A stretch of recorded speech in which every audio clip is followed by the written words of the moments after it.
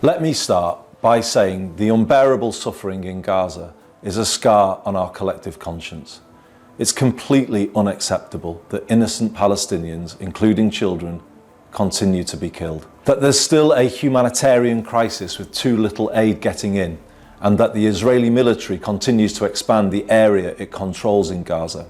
We've got to do more to put pressure on the Israeli government. I want to repeat what I've said before about the actions of Hamas and the monstrous October the 7th terror attack, which I condemn as strongly today as I did in the immediate aftermath. I also condemn the increase in appalling anti-Semitic attacks here in the UK and those who seek to divide our communities by targeting Jewish people.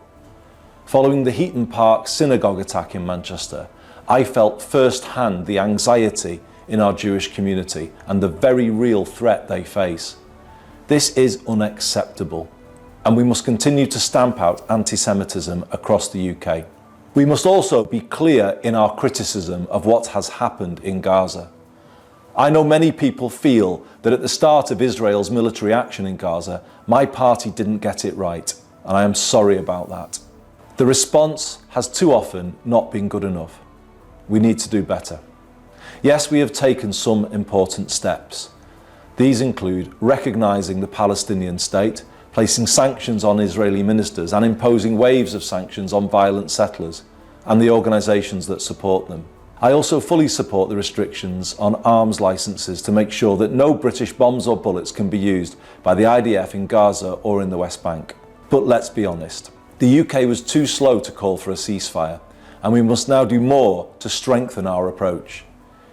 Israel continues to violate the ceasefire agreement, killing innocent Palestinians. We're seeing a surge in settler violence in the West Bank and East Jerusalem, and the continued expansion of illegal settlements, displacing Palestinian communities. And Netanyahu's government is clearly attempting to make a two-state solution impossible. That's why we need to do more, which includes looking at further sanctions, both on those involved in the violence in Gaza, but also looking at measures to ban trade in goods with illegal settlements.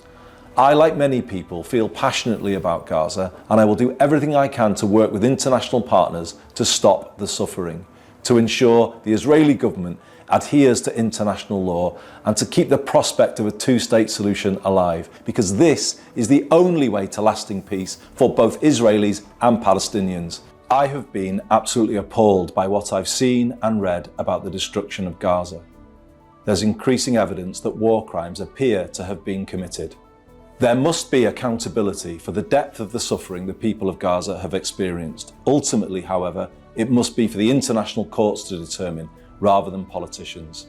There is no contradiction between a zero-tolerance approach to anti-Semitism and holding the Netanyahu government to account. I will always take a fair and balanced approach and stand up for what is right.